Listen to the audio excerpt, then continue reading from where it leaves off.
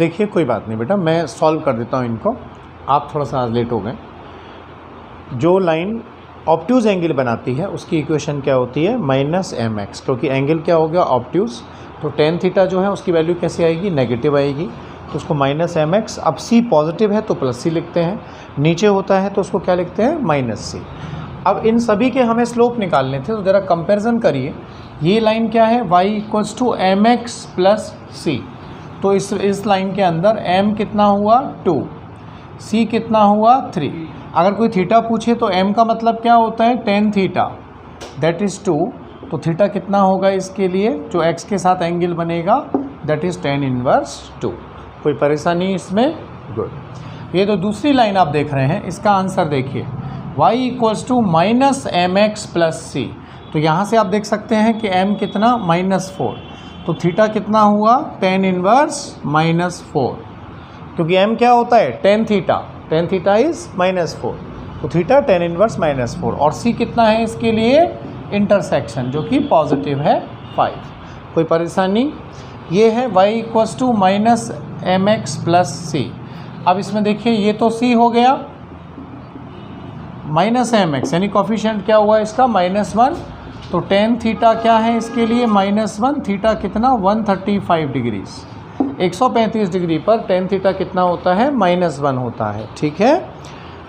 और आपको स्लोप चाहिए था, तो m का मतलब क्या हुआ यहाँ पर, -1। पहले ये तीनों आप कॉपी कर लीजिए, फिर मैं 4-5 बताऊँगा बाकी के दो। Come on, m = tan theta, where theta is the angle made with the x axis, okay।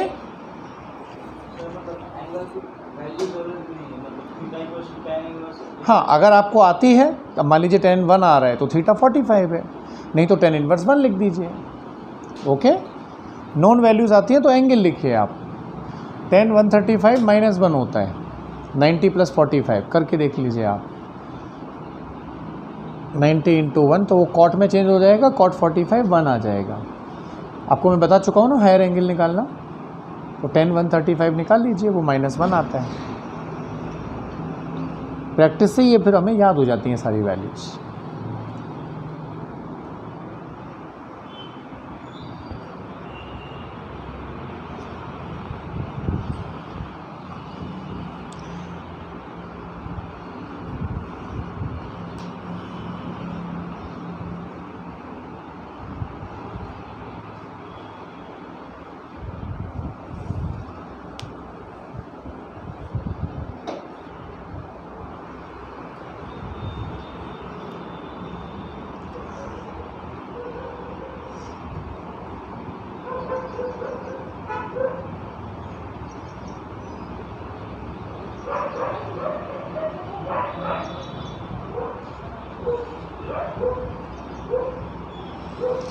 Physics में जब हम ग्राफ खींचते हैं ना, तो वहाँ लाइंस की ज़रूरत पड़ती है, इसलिए इसके बारे में जानना ज़रूरी है। कोऑर्डिनेट कहते हैं इसको,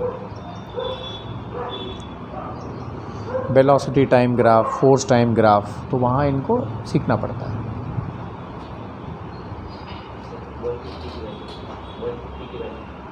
वन 150 की वैल्यू 90 × 1 + 60, मैं बता दूंगा आपको, मैंने बता रखा है इन बच्चों को। ये कॉपी हुआ सभी का, ठीक है। अब बाकी के दो देखिए बेटा, आराम से करेंगे, कोई जल्दबाजी नहीं है, मैं समझा दूंगा। आपने ट्रिग्नोमेट्री के वीडियोस देखे नहीं, इसका मतलब आपने ऐप डाउनलोड किया कि नहीं किया, बैच में ऐड हो गए आप, क्या नाम है आपका, तो आप ट्रिग्नोमेट्री 1 और 2 की वीडियोस देख लो बेटा, आपको समझ में आ जाएगा। मैं समझा भी दूंगा आपको एक बार और अलग से। आपका फ्रेंड नहीं आया क्या आज, है ना, हाँ, तो आप इनको हायर एंगल वाला जो है ना, एक बार लिखने के लिए दे देना नोटबुक, आप लिख लेना उसको, या आपको फ्रेंड ही आपका समझा देगा, कोई दिक्कत नहीं है। नहीं आया तो मैं समझाऊंगा। बताओ ये क्या था अपना, 2y = x - 2, ओके।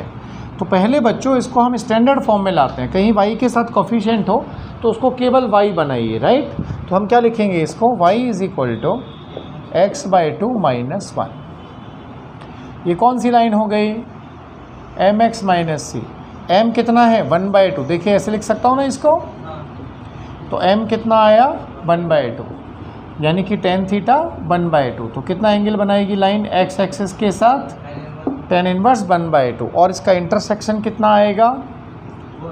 -1, यानी वाई एक्सिस को नीचे की तरफ कट करेगी। Okay fine.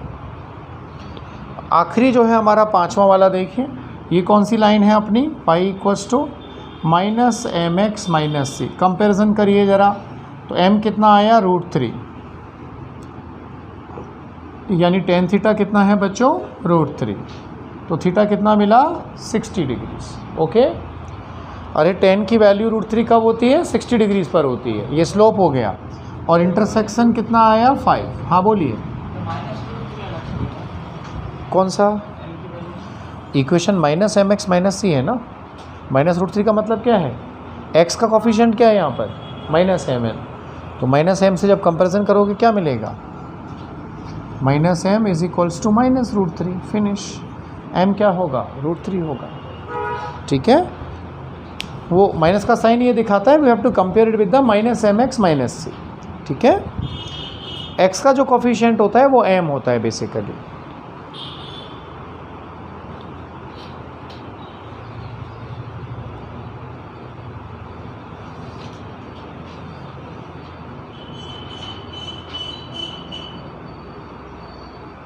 कोई परेशानी? गुड। अब हम एक काम करते हैं, ये जो है हमारे पास चारों इक्वेशन, इनकी इक्वेशन बनाते हैं। देखिए इसका स्लोप क्या बना है लाइन का? 45 है, यानी कि m = tan थीटा। बोले तो tan 45 कितना आया? 1। और इंटरसेक्शन कितना है? इसके कोऑर्डिनेट क्या दे रखे हैं? 0,4। तो ये डिस्टेंस क्या हो गई? 4 y एक्सिस पर, यानी c इज़ 4। तो इक्वेशन क्या मिलेगी? mx + c, यानी y = m1 है x + 4। That is the answer. Okay, copy करिए।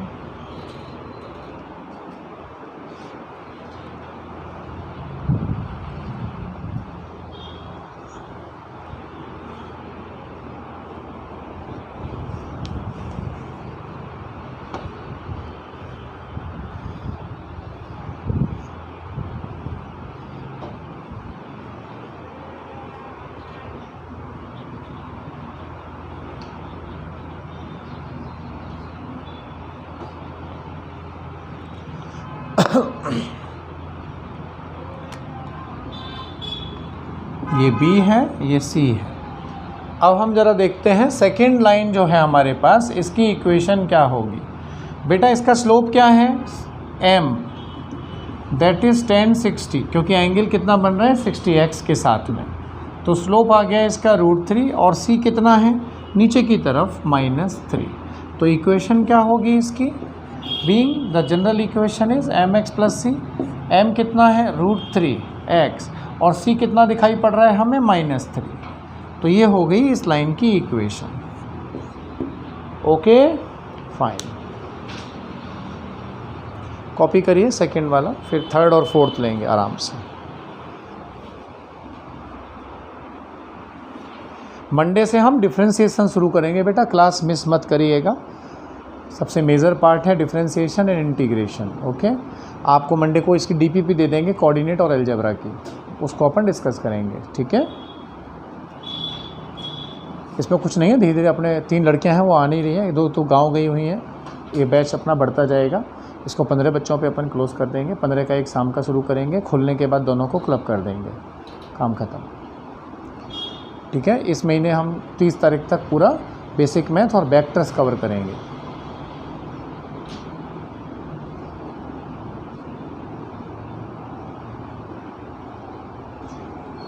क्लास बंक मत करिएगा, नहीं तो क्या कंटिन्यूटी टूट जाती है, बीच में ब्रेक हो जाता है। खैर आपका तो फेस्टिवल था, इस वजह से मैं बस समझा दूँ।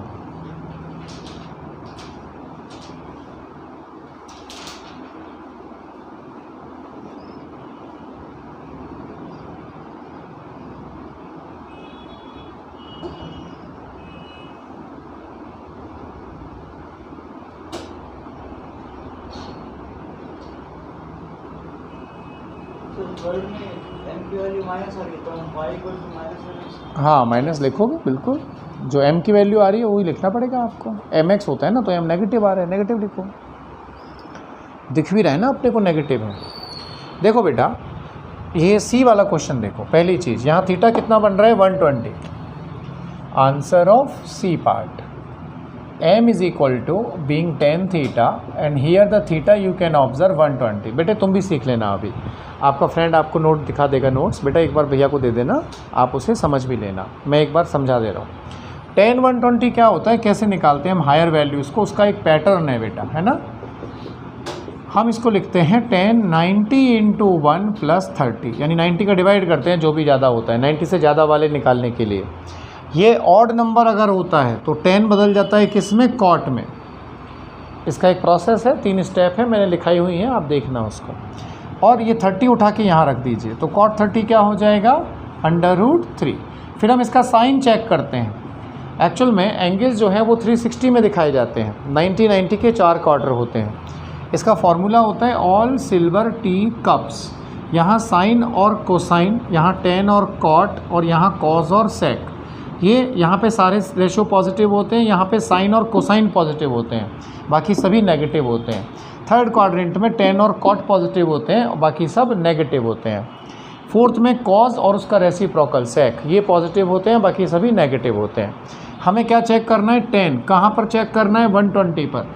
तो ये 90 हुआ, आप कहाँ गए 120 का मतलब सेकेंड क्वाड्रेंट में। सेकेंड क्वाड्रेंट में साइन और कोसाइन पॉजिटिव है, बाकी सभी नेगेटिव हैं, तो इसका आंसर क्या आ गया, -√3। ये साइन लगा दिया करो। इसका मतलब हमें क्या मिल गया, स्लोप की value tan 120 is -√3। So equation क्या आ गई, being it is general y equals to mx plus c, m क्या मिला -√3। इंटरसेक्शन क्या है, what is the intersection, positive +4, that is the equation of line. सुनो बेटे, अगर ये इवन नंबर होता है ना तो रेशो चेंज नहीं होता है, tan का tan लिखते हैं। अगर ये ऑड नंबर आता है तो tan cot में बदल जाता है, साइन cos में बदल जाता है, cos साइन में बदल जाता है, समझ रहे हो आप। tan cot में और cot tan में, sec कोसेक में और कोसेक sec में, ये मैंने लिखाया हुआ है, आप देख लेना, आपका फ्रेंड आपको हेल्प कर देगा।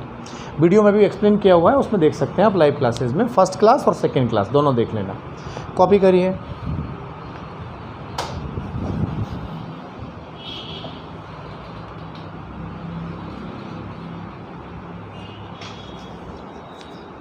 ये कोरोना कब जाने वाला है बेटा, 1 तारीख को सुन रहे हैं जाएगा।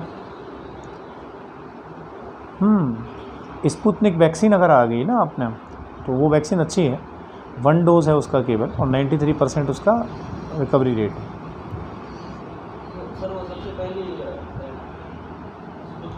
हाँ सबसे पहले बनी थी वो रशिया में, स्ट्रॉन्ग एफिशिएंट वैक्सीन है। रशिया कोरोना फ्री हो गया ना ऑलमोस्ट। कौन, इजराइल भी ना, कोई नहीं पहनता ना। आधे लोगों को तो परेशानी मास्क से ही हो रही है, एक्चुअली ब्रीथिंग प्रॉब्लम्स जो आ रही हैं वो मास्क की वजह से ही आ रही है। आप खुद ही देखिए ना, ये फ्री एयर में आपको इजी रहता है ब्रीथ करना, मास्क लगाने के लिए आपको एक्स्ट्रा एफर्ट्स कराने पड़ते हैं, लंग्स पे जोर आता है। जैसे आए ना बच्चों वाली, तो तुम लगवा लेना फटाफट जाके, है ना। बच्चों वाली आने वाली है शायद अभी 1 महीने के अंदर। अभी 18 के नहीं हुए ना आप लोग।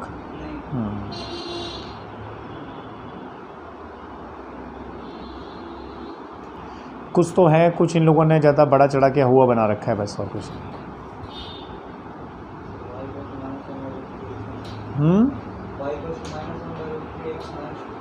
किसका, 4th वाले का क्या, अच्छा देखते हैं बेटा। जल्दी बहुत करते हो तुम, आराम से लिखा करो बेटा। इसको मिटा दूं मैं। अब देखो 4th लाइन की इक्वेशन निकालेंगे अपन, है ना। यहाँ डी में 2 चीज़ें बड़ी क्लियर हैं।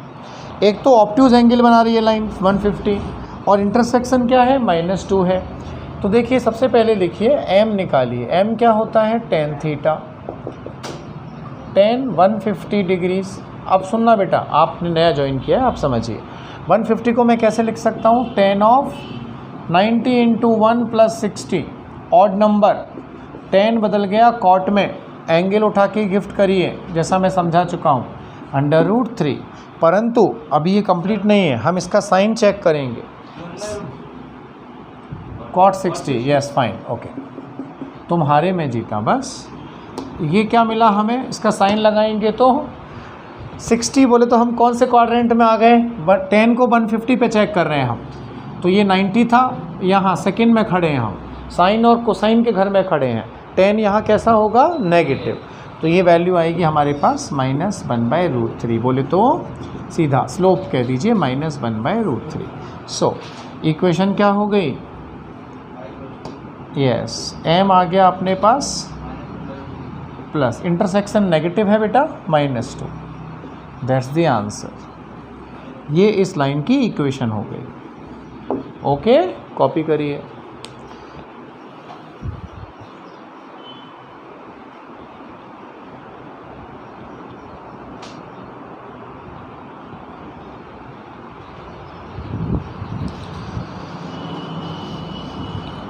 तो कल और आज हमने लाइंस का डिस्कशन किया, लाइन की इक्वेशन आप समझ गए, ठीक है।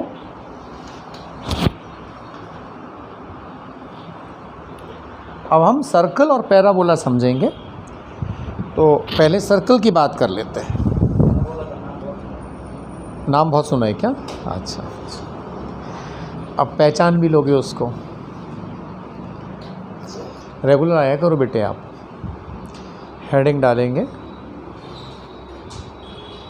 पहले लिखने दो, विनायक लिख रहा है अभी, हो गया बेटा। सर्कल, लाइंस यहाँ हमारी कंप्लीट होती हैं जो हमें डिज़ायर्ड है फिजिक्स को डील करने के लिए। अब हम लेंगे सर्कल। सर्कल क्या होता है बेटा, circle is a shape which is having a constant distance from a fixed point. The fixed point is called the centre and the distance is called the radius. Okay, लिखिए, it's a shape such that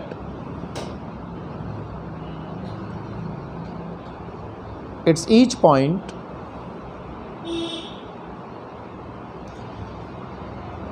is at a same distance,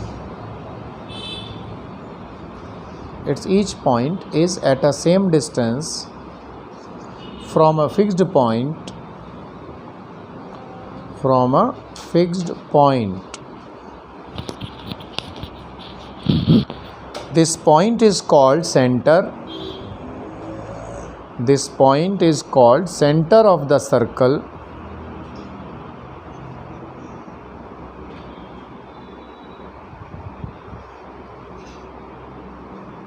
And this fixed distance is called radius.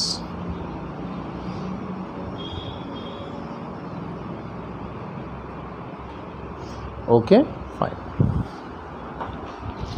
इसको पहले हम समझ लेते हैं कि basically circle है क्या। सर्कल जो होता है उसका हर पॉइंट सेंटर से किसके बराबर होता है, रेडियस के बराबर होता है। तो इसकी जनरल इक्वेशन हम कैसे निकालते हैं, इसको थोड़ा समझें।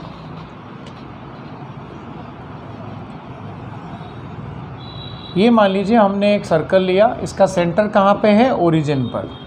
कोई भी हमने एक पॉइंट लिया, P पॉइंट, फर्स्ट क्वाड्रेंट में बेटा 360 होता है एक प्लेन के अंदर टोटल एंगल, तो ये लाइक फर्स्ट 90, ये 90 से 180, ये 180 से 270, ये 270 से लाइक अगेन 360।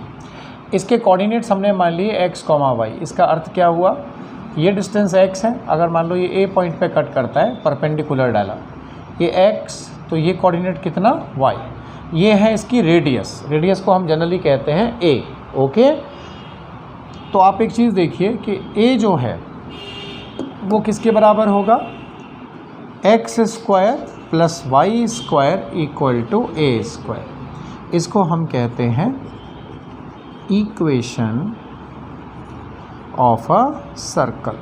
इस सर्कल का सेंटर कहाँ पे होता है, ओरिजिन पर, और इसकी रेडियस कहाँ पर होती है, रेडियस की वैल्यू। ओके, अब सवाल कैसे आएगा सुनिए, एग्ज़ाम में क्वेश्चन कैसे पूछा जाता है उसको ज़रा समझिए।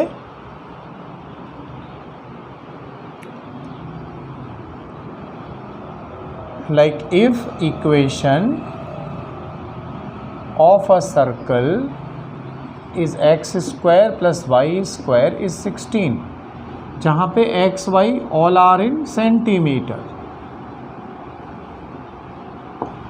Find its radius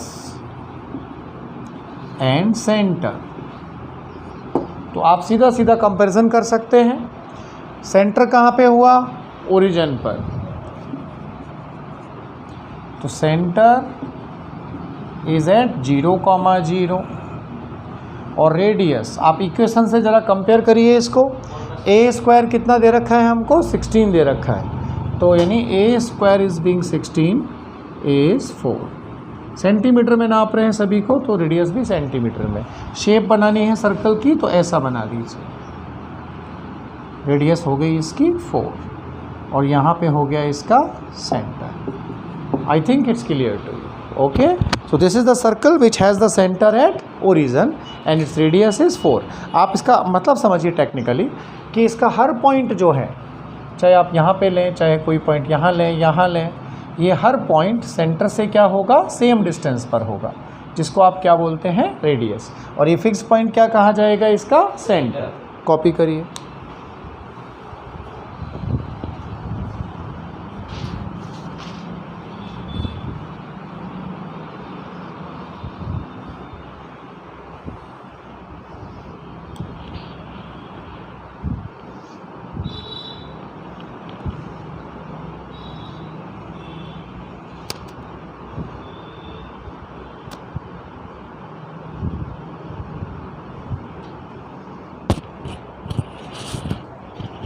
एसी लगवा दें क्या तुम्हारे लिए?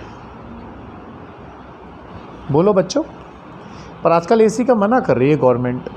इस साल हमने भी इसलिए एसी नहीं लगवाया, ऊपर रखा हुआ है खुला, क्योंकि उससे ये कहते हैं कि भाई सभी को हो जाता है अगर किसी को कोई तकलीफ़ हुई तो एयर फ्लो से. इस वजह से हमने इस साल एसी नहीं लगवाया बेटा. वैसे भी नेक्स्ट मंथ में मानसून आ जाएगा थोड़ा, 10 तारीख के आसपास. 7 को आता है क्या? 7 को आ जाएगी बारिश? 7 से शुरू होता है. मतलब फर्स्ट पाउस कब पड़ती है बताओ आप तो मुझे. 7 जून को. ओके, मतलब 15-20 दिन और है. जब तक तो बच्चों की बाहर आ जाएगी यार, बहुत बच्चे आने लग जाएंगे. ऑनलाइन वाले घर पे सड़ेंगे बस, बाकी सब तो आने लग जाएंगे. पिछली बार भी क्या हुआ था, कई ऑनलाइन के बच्चे हमारे पास ऑफलाइन में बाद में आ गए थे जुलाई के एंड तक, तो हमने हॉल में ही क्लासेस ली थी उनकी. पर क्या उनको 11th में कुछ भी नहीं आता, उन्होंने सारे पैसे ख़राब कर दिए. पेरेंट्स के पैसे लगवा दिए बायजूज़ में 40,000, किसी ने वेदांतु में 38,000, और 11th के उनको 3 चैप्टर 4 चैप्टर आते हैं. बोले सर मनी नहीं करता था देखने का. इस साल उन्होंने कॉम्बो में एडमिशन लिया 11th + 12th कि सर आप ये मानिए हमें कुछ नहीं आता 11th में. घर पे अकेले इच्छा नहीं होती ना बेटा पढ़ने की, कौन देखता बैठे वीडियोज़ को.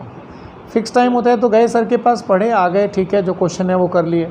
थोड़ा उससे एक रिदम बन जाती है अच्छी. यस, अभी यहाँ एग्ज़ाम लगाएंगे हम तो आपको मज़ा आएगा. इसका 120 आया, मुझे 140 चाहिए, ऐसा. कल तुम्हारा एग्ज़ाम लगाएं कि नहीं लगाएं? फिर लगा दें पेपर एक टिग्नोमेट्री के ऊपर लगा देते हैं ना. अभी ये बेटा तो नया है, तुम भी कवर कर लो ना एक बार. कल एक एग्ज़ाम लगा ही देते हैं, ठीक है. टिग्नोमेट्री सिलेबस रखते हैं उसका, जो अब तक पढ़ाया है सारा. आप एक बार देख लेना बेटा, उसको समझ लेना. हाँ, कई क्वेश्चन नहीं आ रहे क्या? हाँ,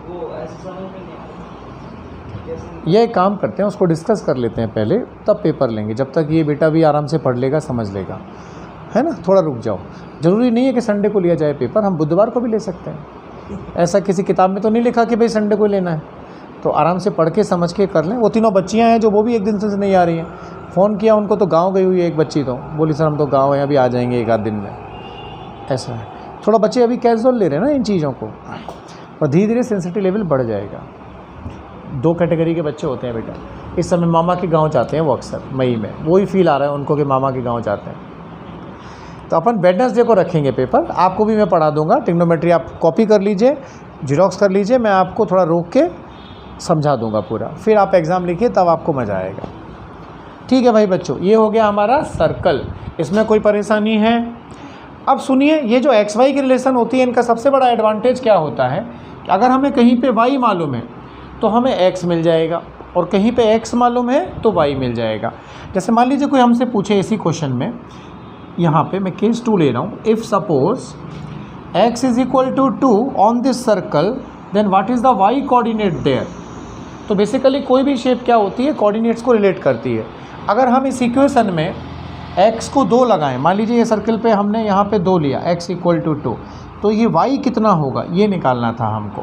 तो क्या लगाएंगे हम, x स्क्वायर यानी 2 का square 4 plus y square is 16, तो y स्क्वायर कितना 12, तो y कितना आएगा 2√3।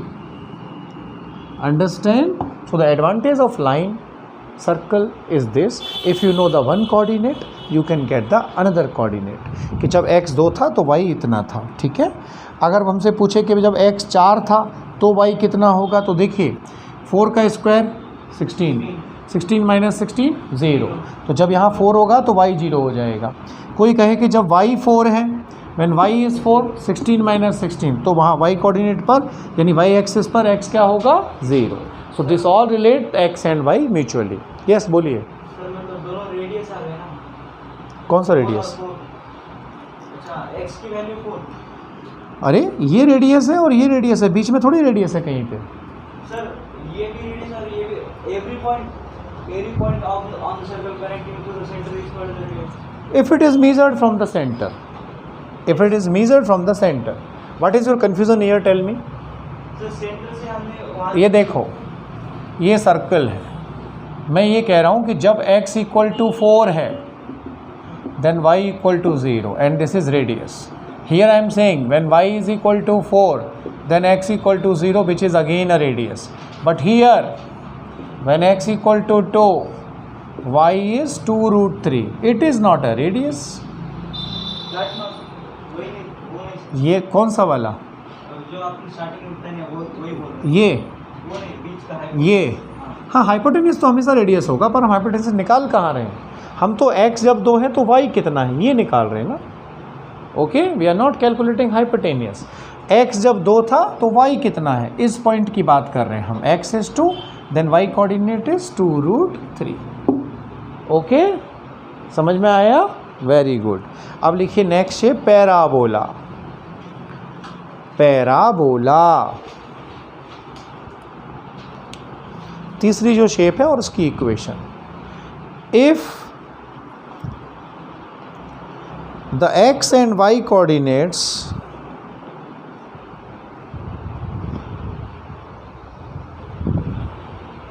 are related such that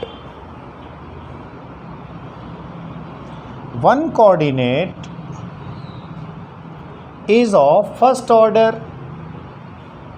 one coordinate is of first order and another coordinate is of second order,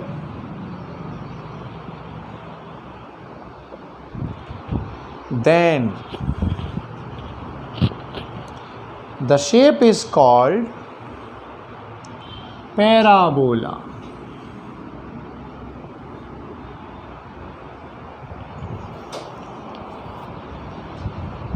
The shape is called parabola and their graph will be as under.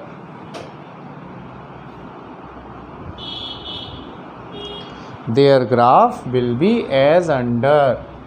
देखो बच्चों, 2 parabola हमारे syllabus में है। Regarding physics जितना ज़रूरी है वही मैं आपको बताऊंगा, because I am a physics teacher not a math teacher. मैं मैथ पढ़ा सकता हूं पर मैं डेविएट नहीं होऊंगा। जितना मुझे फिजिक्स में ज़रूरत है उतना बस कबड्डी खेल के वापस लौट आऊँगा। ठीक है, हाँ देखिए, पहला पैराबोला होता है y square is equals to kx। Order का मतलब समझे आप, x की पावर क्या है यहाँ पे 1 और y की पावर क्या है 2। तो पैराबोला किसके सिमेट्रिक होता है? जिसकी पावर 1 होती है। इसको लिखेंगे parabola will be symmetric with respect to axis of first order, यानी जिसकी पावर 1 है। तो अगर हम x और y एक्सिस दिखाएं, ये x और ये y, तो ये ग्राफ कुछ ऐसा आता है, open shape. This shape is called parabola. Symmetric का मतलब जितना पोर्शन ऊपर होगा x के, उतना पोर्शन नीचे होगा। जैसे आप इसका एग्जाम्पल समझ लीजिए। फॉर एग्जाम्पल मान लीजिए x कहीं 2 है, तो y कितना आएगा? y square will be k into 2, यानी y will be under root 2k।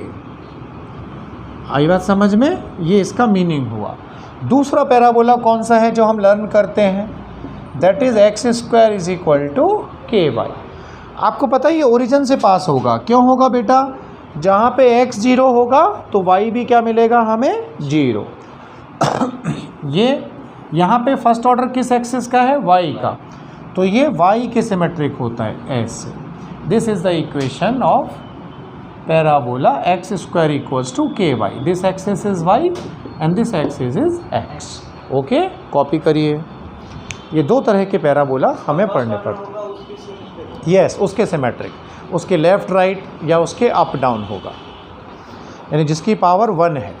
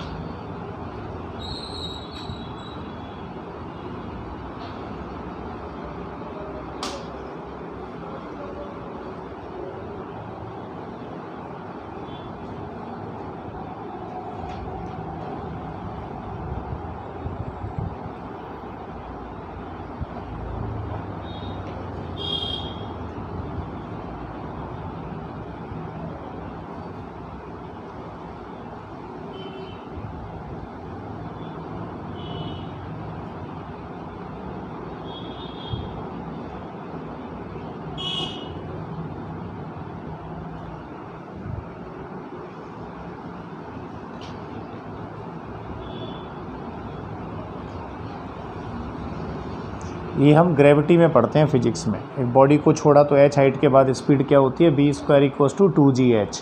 वहाँ पे b और h का ग्राफ जब बनाते हैं तो पैराबोला का कॉन्सेप्ट यूज़ होता है। ठीक है, बच्चे शुरू में ये सोचते हैं सर हमें मैथ क्यों पढ़ा रहे हैं। ये वो मैथ है जो फिजिक्स में आवश्यक है पढ़ना। अगर आपका ये स्ट्रॉन्ग होगा बेटा तो आपके गारंटी से 160 मार्क्स बिल्कुल श्योर है। लोग इसको अच्छे से नहीं पढ़ाते, इस वजह से बच्चे फिजिक्स से डरते हैं और घबराते हैं। कॉन्सेप्चुअली अगर आप स्ट्रॉन्ग हैं तो फिजिक्स आपकी ग्रिप में आती है।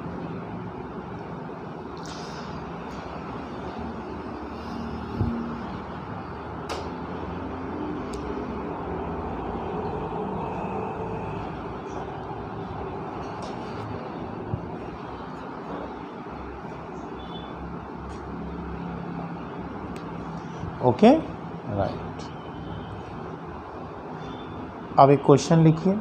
4 पैराबोला आप ड्रॉ करके बताएंगे मुझे, ठीक है? Draw the following parabolas. Draw the following parabolas.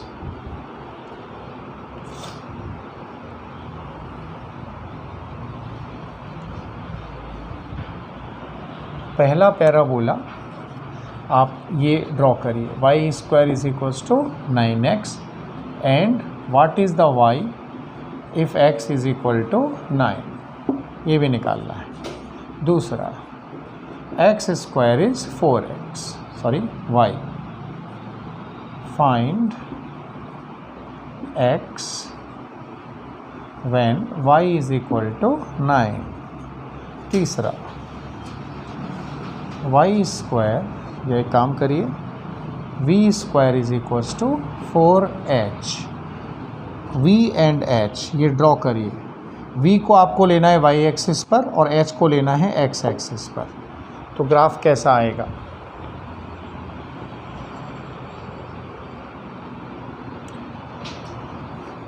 Number 4, मान लीजिए कहीं पे हमने लिखा h is equal to half G T square. Draw the graph between h and t। h is on y axis, t is on x axis। Height को हम ले रहे हैं y एक्सिस पर और टाइम को ले रहे हैं हम x एक्सिस पर।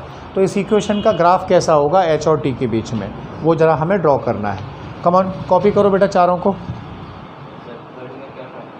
थर्ड में वेलोसिटी का square is equals to 4h। यहाँ पे आपको h, v और h का ग्राफ चाहिए, graph between b and h। ठीक है, h को लेना है आपको x एक्सिस पर और वेलोसिटी को लेना है आपको y एक्सिस पर। एक सेकेंड, h को x पर लेना है और वेलोसिटी को y पर। इनका ग्राफ बनाना है। आप पहचान गए होंगे कि h की पावर क्या है, 1 है और v की पावर 2 है। Come on try to solve it. 2-3 minute आपके लिए सॉल्व करिए।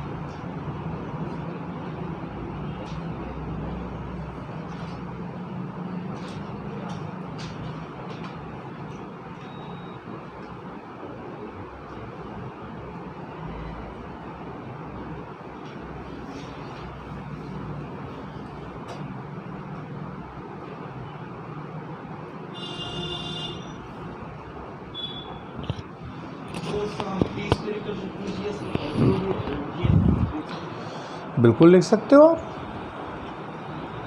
देखो मैं बता देता हूँ बेटा, सीट में काफ़ी सारे सवाल हैं, वो आप खुद प्रैक्टिस भी कर पाएंगे, आपको दे देंगे हम परसों जब आप आओगे। कल संडे है, कल का हम ऑफ रखेंगे बच्चों, छुट्टी रखेंगे, है ना। आप भी जो अब तक पढ़ा है उसको एक बार फिर से रिकैप कर लेना, रिवाइज कर लेना। जब आप परसों आएंगे तो आपको 2 DPP मिल जाएंगी, ट्रिग्नोमेट्री 2 की और अलजेब्रा एंड कोऑर्डिनेट्स की। ठीक है, ये देखिए पहला सवाल, पहले हम ये देख लेते हैं कि ये x की पावर 1 है तो x के सिमेट्रिक होगा पैराबोला, कुछ इस तरह का होगा कि नहीं। बताया था ना y स्क्वायर इज के एक्स, के क्या है 9। क्या पूछा हमसे, जब x कितना है 9 है तो देखो y स्क्वायर कितना, 9 9 जा 81, y कितना आ जाएगा 9। तो यानी जब आप x को 9 लेंगे तो उस लोकेशन पर y भी कितना मिलेगा हमें 9। कोई परेशानी? गुड। दूसरा देखिए, ये है X square is equals to 4y, तो ये किसके सिमेट्रिक होगा बच्चों? y की पावर 1 है, यानी ये y एक्सिस के सिमेट्रिक होगा। ये पैराबोला मिल गया, ठीक है। और जब y 9 है, if y is equal to 9 then X square is 9 4 जा 36, तो x कितना मिलेगा हमें? 6। यानी अगर हम y को 9 लें पॉइंट कहीं पर, तो उस लोकेशन पर x कितना होगा? 6। ये मतलब है, ठीक है। कॉपी कर लीजिए इसको। तो x और y को हम ऐसे रिलेट कर सकते हैं। वेलोसिटी का यूनिट 1 है, तो यहाँ पे हाइट का यूनिट 4 हाइट का यूनिट कहाँ से आया बेटा इसमें? मतलब 1 यूनिट। हाइट तो मीटर में नापी जाती है, इट्स अ डिस्टेंस, और वेलोसिटी इज इन मीटर पर सेकेंड, ठीक है। अब देखिए इसका ग्राफ बताता हूँ मैं आपको। v और h हमसे कहा गया है कि हमें कहाँ पे क्या लेना है? x एक्सिस पर ड्रॉ करिए h को, ओके। y एक्सिस पर आप ले रहे हैं वेलोसिटी को। रिलेशन क्या है? v square is equals to 4h, it's something like y square is equals to kx। Is this और नॉट? क्योंकि x की जगह h है और y की जगह v है। किसके सिमेट्रिक होगा पैराबोला?